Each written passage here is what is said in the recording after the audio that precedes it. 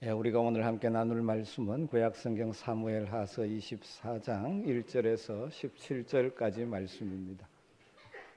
사무엘하서 24장 1절에서 17절까지의 말씀, 조금 내용이 길지만 한 절씩 교독해서 읽도록 하겠습니다. 24장 1절입니다. 여호와께서 다시 이스라엘을 향하여 진노하사 그들을 치시려고 다윗을 격동시키사 가서 이스라엘과 유다의 인구를 조사하라 하신지라.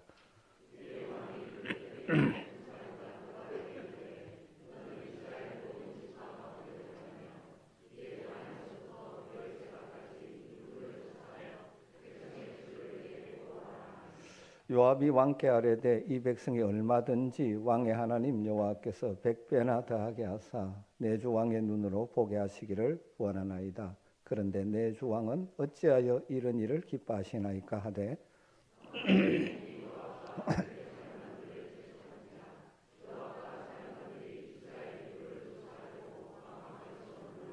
요단을 건너 갓 골짜기 가운데 성읍 아로엘 오른쪽 곧 야셀 맞은 쪽에 이르러 장막을 치고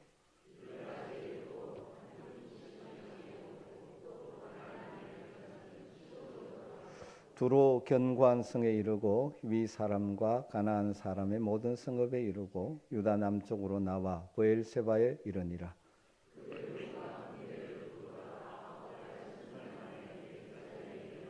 요압이 백성의 수를 왕께 보고하니 곧 이스라엘에서 칼을 빼는 담대한 자가 80만 명이요 유다 사람이 50만 명이었더라.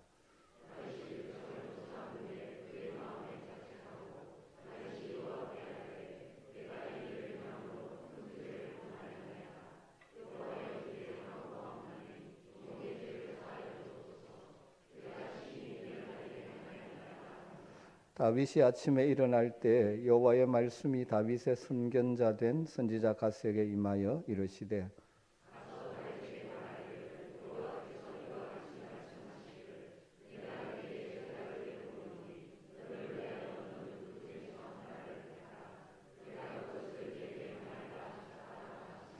갓이 다윗에게 이르러 아뢰어 이르되 왕의 땅에 7년 기근이 있을 것이니까 혹은 왕이 왕의 원수에게 쫓겨 석 달 동안 그들 앞에서 도망하실 것이니까 혹은 왕의 땅에 사흘 동안 전염병이 있을 것이니까 왕은 생각하여 보고 나를 보내신 이에게 무엇을 대답하게 하소서 하는지라.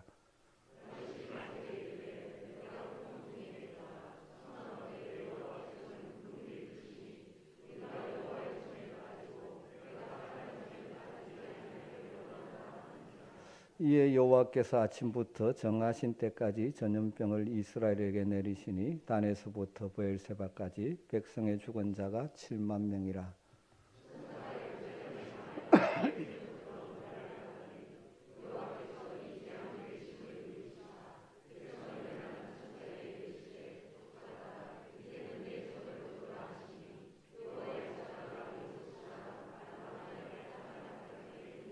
같이 읽습니다. 다윗이 백성을 치는 전사를 보고 곧 여호와께 아뢰어 이르되 나는 범죄하였고 악을 행하였거니와 이 양무리는 무엇을 행하였나이까?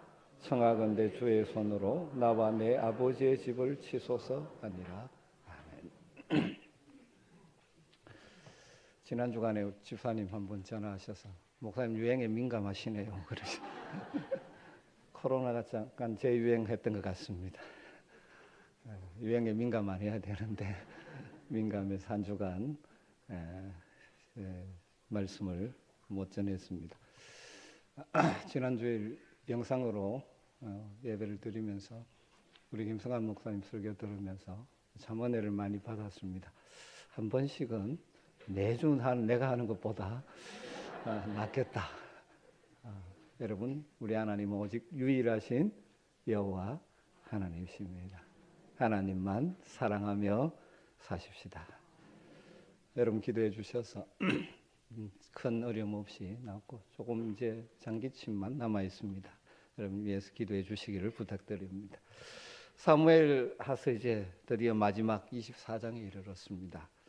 사무엘서의 마지막 장이 다윗의 범죄와 그에 따른 하나님의 징계하심, 다윗의 회개와 회복의 기사로 끝을 맺고 있습니다. 저는 사무엘서가 이 마지막이 좀 더 그럴듯한 멋있는 장면으로 마치 드라마의 끝이 아름답게 끝나듯이 끝났으면 얼마나 좋을까 생각합니다. 그런데 사무엘서 기자는 있는 그대로 다윗의 범죄함, 그로 인한 하나님의 징계, 하나님의 회복을 기록하며 그 책을 마무리하고 있습니다. 그럼 이것이 정직한 역사가로서의 기록이라고 볼 수 있고, 또한 사실 인생사를 제대로 반영해주고 있는 것이라고 볼 수 있죠. 다윗이 위대한 믿음의 사람이었지만 그 역시 연약한 존재였고, 하나님 앞에 때로는 교만하여 넘어졌고, 그래서 하나님의 징계를 경험하고 다시 회복함으로 일어섰던 왕이 다윗이다. 그것으로 끝을 내고 있습니다. 여러분, 우리의 인생이 그렇습니다. 우리 누구든 하나님 앞에 잘 살기를 원하지만 완벽하게 살아내지 못하죠. 때로는 넘어집니다. 그래서 때로는 우리 주님 사랑하시기 때문에 우리를 돌이키려고 채찍질 하실 때도 있죠. 아픔을 경험하기도 합니다. 중요한 것은 그때 깨닫고 돌아와 하나님의 회복을 경험하면서 한 단계 한 단계 성장해 가는 것이죠. 여러분, 먼저 오늘 24장 1절에서 우리는 진노하시는 하나님을 만나게 되어집니다. 우리 하나님이 진노하고 계세요. 1절을 보십시오. 여호와께서 다시 이스라엘을 향하여 진노하사 그들을 치시려고 다윗을 격동시키사 가서 이스라엘과 유다의 인구를 조사하라 하신지라. 성경 기자는 갑작스럽게 여호와께서 다시 이스라엘을 향하여, 이스라엘 백성을 향하여 진노하셨다라고 선언합니다. 다시 진노하셨다는 것은 이전에도 진노하신 적이 있다는 말이죠. 가까운 사건은 무엇입니까? 21장에 나오는 다윗의 시대에 3년 연속 기근으로 백성이 고통당했던 사건이 있었죠. 그때 그 이유가 무엇이었습니까? 사울이 기브온 사람, 하나님의 언약을 어기고 기브온 사람들을 학살했던 것이 그 원인이었었죠. 그렇다면 여호와께서 이번에는 무슨 이유로 다시 이스라엘을 향하여 진노하셨는지 이 부분에서 사무엘서 기자는 분명하게 드러내고 있지 않습니다. 그래서 사람들은 나름대로 설명해 보려고 노력을 하죠. 어떤 사람은 하나님이 택하신 다윗 왕을 반역하고 압살롬과 또 반역의 무리인 세바를 분별 없이 따른 죄에 대한 하나님의 진노라고 설명하기도 합니다. 그러나 그 죄가 무엇이었는지 우리는 정확하게 알 수 없지만 지금 이스라엘의 상태가 하나님이 진노하실 수밖에 없는 상태가 되었다는 것입니다. 그래서 하나님께서 이스라엘을 향하여 진노하셔서 그들을 징계하시는 과정 가운데 다윗으로 하여금 인구조사를 하게 하셨다. 그렇게 성경은 기록합니다. 우리는 여기서 참 이해하기 어려운, 해석하기 어려운 난제를 만나게 되죠. 여호와께서 그들은 이스라엘 백성들이죠. 이스라엘 백성들을 치시려고 다윗을 격동시키사 가서 이스라엘과 유다의 인구를 조사하라 하셨다라는 부분입니다.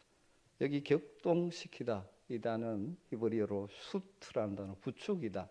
좀 더 이제 그 표현하면 사주하다 그런 의미입니다. 현대적인 우리 사고로는 이해하기가 참 어렵습니다. 하나님께서 이스라엘을 향해서 진노하셨는데 그들을 처벌할 목적으로 왕인 다윗에게 인구조사를 하도록 사주하셨다. 이렇게 묘사되어 있으니까 참 당혹스럽지 않습니까? 하나님께서 왜 후에 처벌해야만 행동을 하도록 하나님이 사주하셨는가?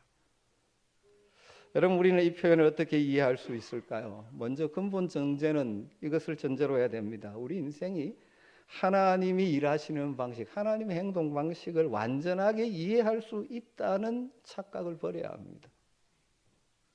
종종 이해가 안 되면 못 믿겠다 하고 막 여러 가지 고민하는 분이 있는데 우리의 제한된 이성으로 하나님의 그 일하시는 것들을 다 이해할 수 있다고 생각하는 것은 교만입니다. 그 사실을 전제하고 이런 표현을 이해하기 위해서 하나님의 역사에 대한 규약의 표현 방식의 특징을 살펴볼 필요가 있는 것이죠. 예를 들면 출애굽 당시에 여호와 하나님께서 바로 왕의 마음을 완악하게 하셨다 하는 것도 같은 종류의 표현이죠. 이런 구절들에서 확실한 것은 때로는 성경 기자들이 여호와 하나님께서 마치 인간의 악한 행동을 유도하시는 분인 것처럼 표현함으로써 하나님께서 인간 역사 가운데 능동적이고 주도적으로 주권적으로 개입하고 계신다 하는 사실을 강조하고 있는 것이죠. 여러분, 이런 표현을 과학적으로 정확한 문자적인 정확한 표현이라고 해석하기보다는 수사학적으로 충격과 효과를 드러내기 위한 소위 문예적인 표현으로 보는 것이 좋을 것입니다. 이 사무엘하 24장의 표현도 이런 표현으로 보면 될 것 같아요. 여호와께서는 이스라엘 백성들이 갈수록 하나님을 의지하지 않고 눈에 보이는 세상의 것이나 다른 어떤 것들을 자꾸 의지하는 태도로 인하여 하나님을 멀리하는 태도로 인해 하나님께서 진노하신 것입니다. 그래서 이스라엘 백성들이 하나님을 의지하지 않는 교만한 자세의 대표적인 사건 한 가지가 가시화되는데 그것이 바로 다윗 왕이 인구를 조사하는 것이고 그를 통하여 하나님께서 그렇게 해서는 안 된다는 사실을 깨우치시고 징계해 가시는 것입니다. 이스라엘 백성 속에 하나님만을 의지해야 되는데 그러하지 않고 자신들의 힘이나 다른 어떤 것을 의지하려는 죄악된 태도가 팽배해져 있어서 하나님께서 지금 진노하시는, 이게 다윗 왕의 인구조사 사건을 통하여 가시화된 것이라고 해석하면 좋을 것 같습니다. 그래서 2절에 다윗이 인구조사 명령을 내리죠. 이에 왕이 그 곁에 있는 군사령관 요압에게 이르되 너는 이스라엘 모든 지파 가운데로 다니며 이제 단에서부터 브엘세바까지 인구를 조사하여 백성의 수를 내게 보고하라 하니라. 다윗 왕은 군사령관 요압에게 이스라엘 모든 지파 전역을 다니면서 인구를 조사하라고 지시를 내립니다.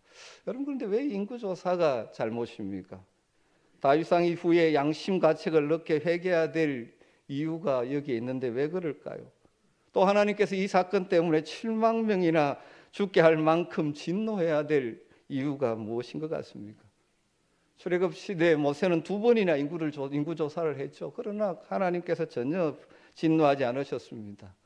그때는 사실 하나님께서 조사하라고 하셨기 때문이죠. 이 백성들을 이스라엘의 군대로 재편하기 위해서 그랬죠. 그런데 우리는 이 다윗의 인구조사가 문제되는 것은 그 자체보다는 다윗의 마음의 동기, 그것이 문제였다는 것을 우리는 쉽게 이해할 수 있을 것입니다. 인구를 조사할 때 다윗의 태도나 그 목적, 또 그 당시 이스라엘 전체의 영적인 상태에 심각한 죄가 있었음이 분명하다는 사실을 알아야 합니다. 여러분, 다윗이 인구를 조사한 목적이 무엇입니까? 직접적으로 나와 있지 않지만 충분히 유추가 가능하죠. 예를 들면 9절에 보면 칼을 빼는 담대한 자를 조사했다. 칼을 빼는 담대한 자. 다르게 말하면 군대에 나갈 수 있는 남자 인구를 조사한 것이 분명하죠. 그러니까 이 인구조사의 중요한 목적이 무엇입니까? 징병, 군대를 모집하는 것. 이 목적이 컸다는 것입니다. 다르게 말하면 이만큼 우리에게 군사력이 있어 이것을 확인하려고 했다는 것이죠. 대외 고대 인구 종사는 그것이죠. 징병 또는 징세를 목적으로 해서 인구조사를 하게 되죠. 예수님 당시의 인구조사도 바로 징세가 목적이었지 않습니까? 다윗의 인구조사 시도는 다윗이 여호와 하나님을 의지하기보다는 내가 가진 군사력이 얼마나 큰가 그것을 의지하고 그것을 드러내고 싶어 했던 그 마음의 동기가 문제가 되는 것이죠.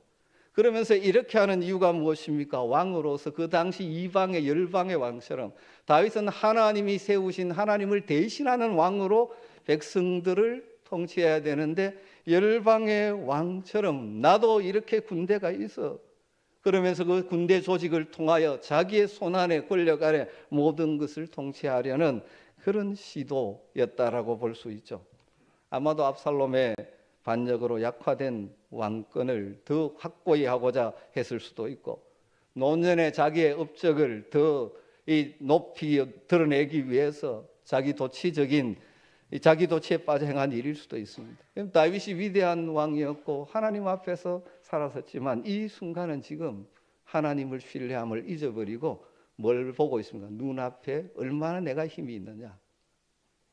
인구조사를 통해서 그것을 드러내고 있는 것이죠. 하나님의 백성인 이스라엘과 이스라엘의 왕은 자신의 힘을 의지해서는 안 되는 존재죠. 오직 하나님 여호와만 의지해야 됩니다. 참된 왕이신 하나님만을 의지해야 됩니다. 이스라엘이 사실 그들이 군사력이 있어서 지금까지 이렇게 되었고, 다윗의 나라가 다윗이 그렇게 군사력이 있고 외형적인 힘이 있어서 이렇게 왕성할 수 있었습니까? 하나님께서 보호해 주시고 하나님께서 길을 여시고 하나님께서 승리를 주셨기 때문이 아니십니까? 여호와의 구원, 하나님의 구원의 역사는 사람의 수, 힘에 달려 있는 것이 아니죠. 과거 요나단이 자기 병기된 소년에게 한 말 가운데서 그것이 잘 드러나 있지 않습니까? 사무엘상 14장 6절에 여호와의 구원은 사람이 많고 적음에 달리지 아니하였느니라. 사실 다윗도 지금까지 하나님을 대신하는 왕으로서 이런 믿음의 확신을 가지고 살아왔고 그 하나님의 은혜로 지금까지 왔습니다. 그런데 무슨 연유인지는 모르지만 지금 눈에 보이지 않는 하나님은 보이지 않고 눈에 보이는 군사력을 의지하려고 하고 있는 것이죠. 이것이 그 당시 이스라엘 백성들의 전반적인 흐름인데 왕인 다윗까지 이렇게 되어 있는 것이죠. 그래서 내가 얼마나 권위 있는 대단한 왕인지를 드러내려고 하는 것이죠.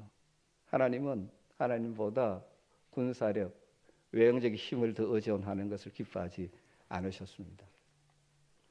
요압의 강력한 반대에도 불구하고 다윗은 강력하게 인구조사 명령을 시행하게 합니다. 아마도 요압은 이 인구조사가 하나님의 백성을 다스리는 왕으로서 하나님 앞에서 잘못된 일임을 그는 알았던 것 같습니다.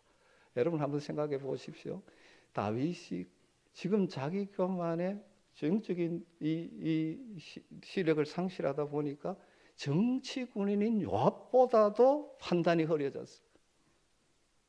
이렇게 이런 명령을 내리고 있는 다윗의 안타까운 모습을 볼 수 있지 않습니까? 다윗은 요압의 반대에 귀를 기울이지 않습니다. 오히려 요압과 군대 사령관들에게 강하게 밀어붙이죠. 그래서 이스라엘 병력을 계수하는 일이 쫙 전체를 돌아다니면서 이루어졌고 9달 20날 만에 조사가 완료되어지죠. 9절에 보면 요압이 백성의 수를 왕께 보고하니 곧 이스라엘에서 칼을 빼는 담대한 자가 80만 명이요 유다 사람이 50만 명이었더라. 그럼 이 말씀이 오늘 우리와 무슨 상관이 있을 것 같습니까? 우리는 뭐 인구조사할 일도 없고 뭐 그러지 않습니까? 여러분 그런데 곰곰이 우리에게 적용해 보면요, 이 인구조사라는 것이 종종 하나님의 백성들에게 함정이 된다는 것입니다. 여러분 우리에게 있는 생각 가운데 계속 세상에 심어진 생각 가운데 하나가 뭔지 아십니까? 더 큰 것이 좋은 것이다. 더 많은 것이 낫다. 이 생각이 참 있습니다. 그래서 자꾸 우리는 인구조사를 하려고 해요. 내가 가진 것이 이만큼 된다. 여러분 이 말씀을 교회적으로 적용해 보면 우리는 결코 교회의 외형적인 숫자와 재정적인 능력을 의지하거나 자랑하지 말아야 한다는 것입니다. 우리는 그렇게 되기가 참 쉽습니다. 여러분 다른 교인들을 만나서 대화할 때 첫 번째 하는 질문이 무엇입니까? 대부분 목사들이 만나도 거의 같습니다. 몇 명 모이냐? 1년 예산 얼마나 돼? 여러분 이 질문을 던지는 것 그 자체가 나쁘다거나 잘못된 것 아닙니다. 그러나 이런 질문을 던질 때 우리가 빠지기 쉬운 함정이 있다는 사실을 기억해야 됩니다. 대부분의 사람들은 숫자나 저는 재정적인 풍성함이 안전과 성공을 나타낸다고 생각합니다. 그리고 우리에게 눈에 보이기는 그것이 맞는 것처럼 그것이 연결되는 것처럼 보이는 일들이 있죠. 그렇지 않습니까? 점점 죽어져가는 교회는 출석 숫자가 줄어들고 헌금이 줄어듭니다. 반대로 살아있는 교회는 성장해가고 그런 경향이 있습니다. 다윗의 이 죄에서 배우는 교훈 중에 하나는 적어도 이 시대에 우리 하나님의 백성들이 함께 교회로 모였을 때 숫자와 성공을 단순히 연결시키면 안 된다는 것이죠. 단순히 숫자와 외형적인 능력을 하나님의 복과 동일시 하지 말아야 한다는 것이죠. 또는 우리가 잘 될 때 숫자나 그것으로 인하여 교만해지거나 자만해지지 말아야 한다는 것입니다. 하나님을 사랑하는 사람들은, 또 하나님의 역사는, 하나님의 복은 머리수, 사람의 수, 재정의 능력, 그런 거기에 있는 것이 아니라 진정 주님을 닮은 인격의 변화의 열매가 있는가 하는 것입니다. 이런 함정에 빠지기가 참 쉽습니다. 그래서 외형적으로 숫자가 많은 교회에 있는 성도들은 자기 인격은 별로 예수님 닮은 것도 없는데 우리는 대단한 존재인 것처럼 착각하고 조금 작은 교회 다니는 성도에 비해서 목에 힘을 주는 경우도 종종 있습니다. 개인적으로도 이 말씀을 적용할 수 있죠. 여러분, 우리는 매 순간 하나님을 의지해야 됩니다.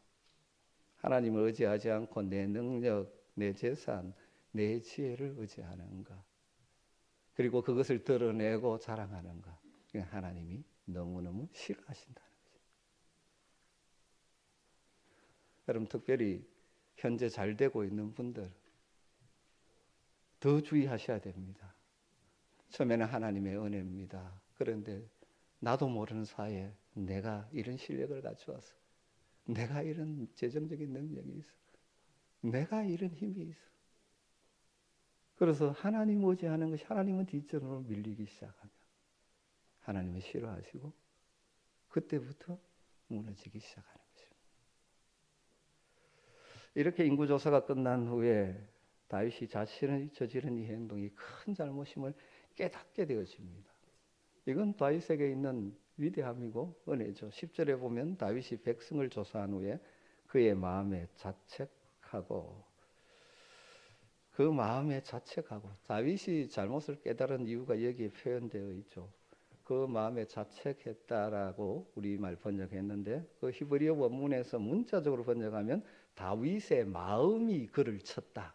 그 마음이 그를 쳤다. 다윗의 마음이 그를 쳤다. 신약의 표현은 양심이 그를 찔렀다. 사무엘상 24장 5절에도 이런 표현이 나오죠. 다윗이 일어나서 사울의 겉옷자락을 가만히 베니라. 그리한 후에 사울의 옷자락 뱀으로 말미암아 다윗의 마음이 찔려. 여기서 마음이 찔려. 기름 부은 왕 사울인데 그의 옷자락을 베르며 건드림으로 하나님의 거룩한 영역을 침범한 것에 대한 두려움으로 다윗의 마음이 찔렸다. 다윗의 마음이 그를 쳤다는 것이에요. 이와 유사하게 인구조사를 한 것이 하나님의 권한을 침범한 것이라는 사실을 느낀 후에 다윗이 두려움을 느끼고 자신의 잘못을 깨닫게 되었다. 요즘식으로 신약에 표현하면 양심이 그를 찌른 것입니다. 여러분, 이 살아있는 양심의 찌름을 느낄 수 있어야 됩니다. 우리가 다 완전하게 살 수 없지 않습니까? 그런데 우리는 종종 내가 잘못된 길을 가면서도 자꾸 합리화하고 덮으려고 할 때가 참 많습니다. 양심이 자극을 하는데, 마음이 찌르는데 무시해버리면 나중에는 뭡니까? 둔한 양심이 되어버립니다. 심해지면 화인 많은 양심이 되어버립니다. 회복의 길이 없지 않습니까? 여러분, 우리 다 연약한 자들이지만 제가 간절히 소망하는 바는, 때로는 잘못하지만 그때 성령께서 우리의 양심을 찌르실 때 민감하게 반응할 수 있는 은혜가 있기를 주님으로 축원합니다. 그게 회복의 길이 있는 것이죠. 다시 다윗이 큰 죄를 범했음을, 그의 마음이 그를 계속 침으로 인해서 그가 하나님께 고백을 하죠. 10절에 내가 이 일을 행함으로 큰 죄를 범하였나이다. 죄의 고백. 이것이 다윗의 위대함이죠. 전에 우리의 아내 바세바 스캔들로 인한 범죄에 대해서 선지자가 질책할 때도 마찬가지 고백했습니다. 다윗의 힘과 매력과 회복은 자신의 죄를 깨닫고 하나님께 죄를 고백하는 데 있는 것이죠. 다윗이 여호와께 죄를 지었다고 고백한 후에 죄를 용서해 달라고 하나님께 간구합니다. 10절 계속 보면 여호와여 이제 간구하옵나니 종의 죄를 사하여 주옵소서. 내가 심히 미련하게 행하였나이다. 다윗이 죄를 용서해 달라는 것은 범죄한 사실 자체를 제거해 달라는 것이 아닙니다. 구약 성경의 사상의 죄책은 단순히 그냥 제거되는 것이 아니죠. 대가가 지불돼야 되는 것이었죠. 따라서 용서해 달라는 것은 하나님께서 공의를 집행하실 때도 자비와 긍휼로 대해 달라는 것입니다. 그래서 하나님께 모든 것을 맡기는 기도죠. 회개한 다윗에 대한 하나님의 조치는 선지자 갓을 통해서 전해졌죠. 하나님께서 어떻게 징계를 받으려는지 선택을 하라면서 세 가지 대안을 제시합니다. 7년의 기근, 원수에게 쫓겨 석 달을 도망가는 것, 다니는 것, 사흘 동안의 전염병. 그때 다윗이 어떻게 답을 합니까? 14절에 보면 다윗이 갓에게 이르되 내가 고통 중에 있도다. 청하건대 여호와께서는 긍휼이 크시니 우리가 여호와의 손에 빠지고 내가 사람의 손에 빠지지 않기를 원하노라. 여러분, 이 대답에서 무엇을 발견할 수 있습니까? 다윗은 자신이 처한 이 곤란한 상황에서 여호와의 크신 긍휼만이 해결책이라는 사실을 깨닫고 있다는 사실이 드러나지 않습니까? 다윗의 선택의 원리는 간단합니다. 사람의 손에 빠지지 않고 여호와 하나님의 손에 빠지기를 원한다. 왜 하나님의 손에 빠지기를 원하느냐? 하나님은 어떤 분이시기 때문에 긍휼이 크신 분이기 때문에. 여러분, 이 말씀 앞에서 다윗이 한편 하나님을 얼마나 두려워하는지, 동시에 하나님을 얼마나 신뢰하는지 같이 들어가 있는 것이죠. 다윗은 자신의 죄로 하나님의 징계를 받으면서도 그 징계를 하나님의 손에 맡기기로 결단하는 것이죠. 다윗이 어려운 상황에 빠질 때면 놀랍게도 더 하나님을 신뢰하는 모습을 보여줍니다. 이것이 다윗의 위대한 점이죠.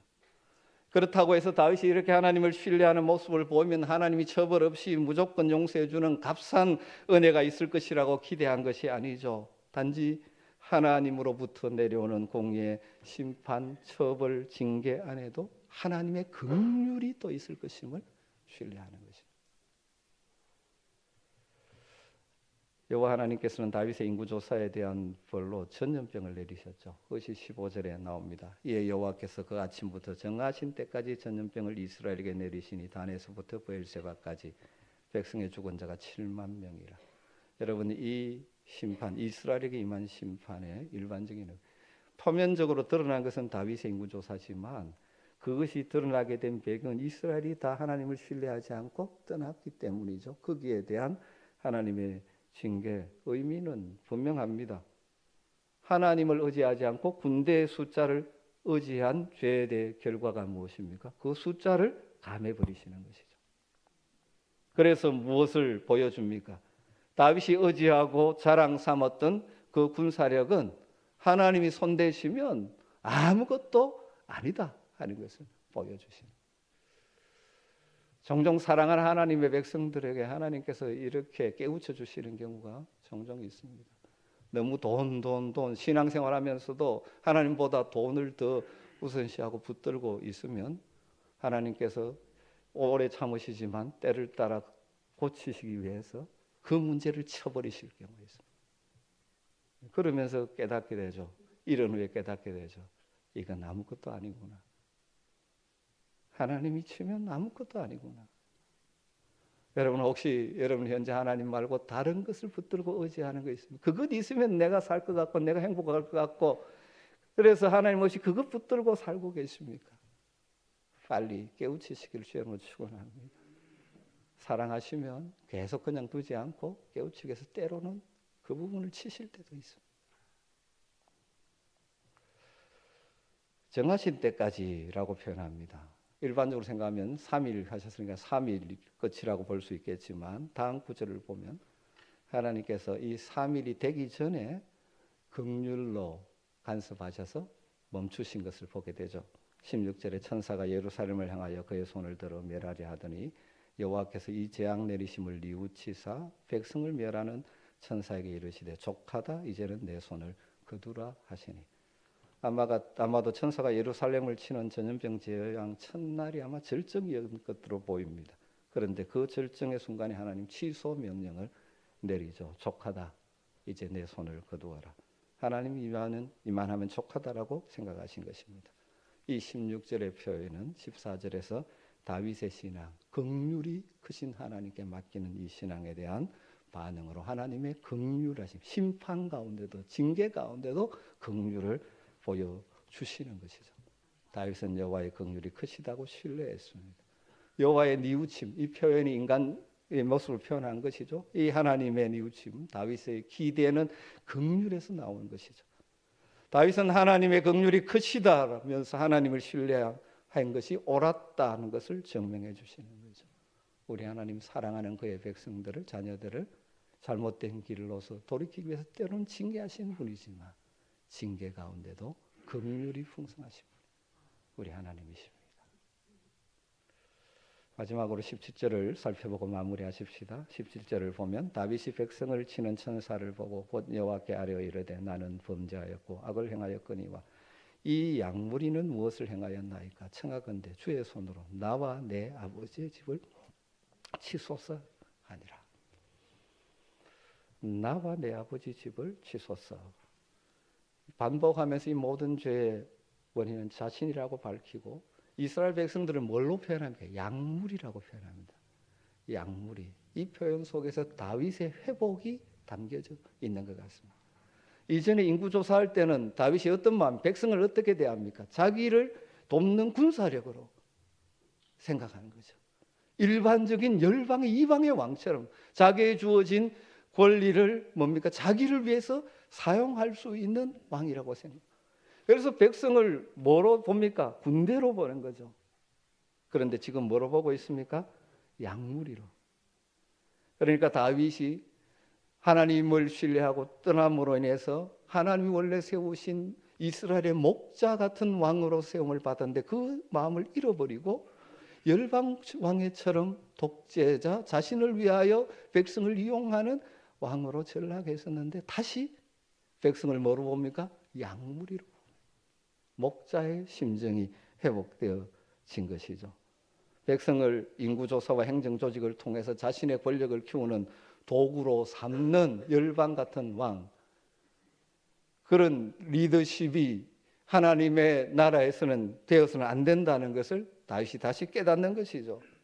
이런 점에서 다윗은 우리 신앙인들의 중요한 모델이 되는 것입니다. 다윗은 얼마 동안 교만해서 자기의 힘을 의지하는 왕으로서, 열방 같은 왕으로서의 모습을 보였습니다.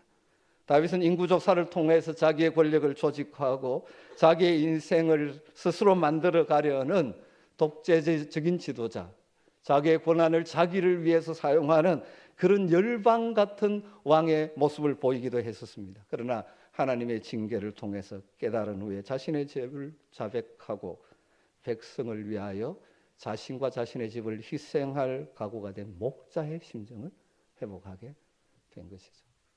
여러분, 이 시대에 진정한 하나님의 사람에게 필요한 것이 바로 이 목자의 심정이라고 말씀드릴 수가 있습니다. 목자의 심정이 뭡니까? 내게 주어진 힘과 권위, 그것을 의지하고 그것을 나를 위해서, 내 욕심을 위해서, 내 목표를 위해서 사용하는 것이 아니라 겸손하게 하나님을 의지하고 자신의 권위와 힘을 백성을 위해서, 다른 사람을 위해서 사용하는 자가 목자의 심정으로 숨기는 자죠.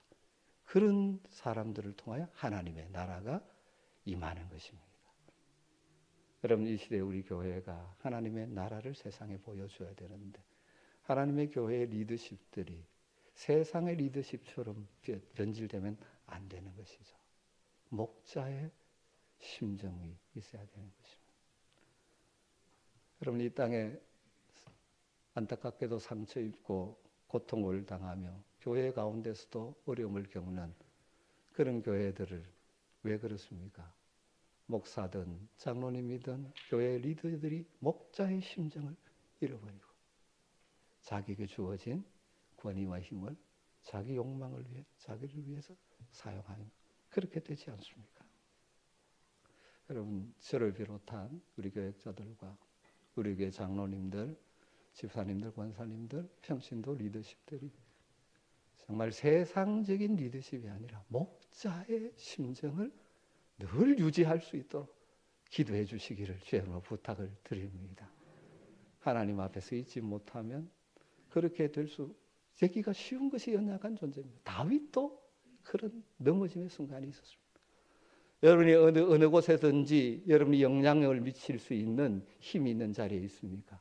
거기에서 그 힘을 여러분을 위해서 사용하는 세상의 리더십의 방식으로 살지 마시고 하나님이 기대하시는 내게 하나님께서 그 일을 맡기시고 나를 통하여 나의 그 힘을 통하여 그곳을 하나님의 나라가 되기를 원하시는 목자의 심정으로 그 일들을 감당할 수 있는 은혜가 있게 되기를 주의 이름으로 축원합니다.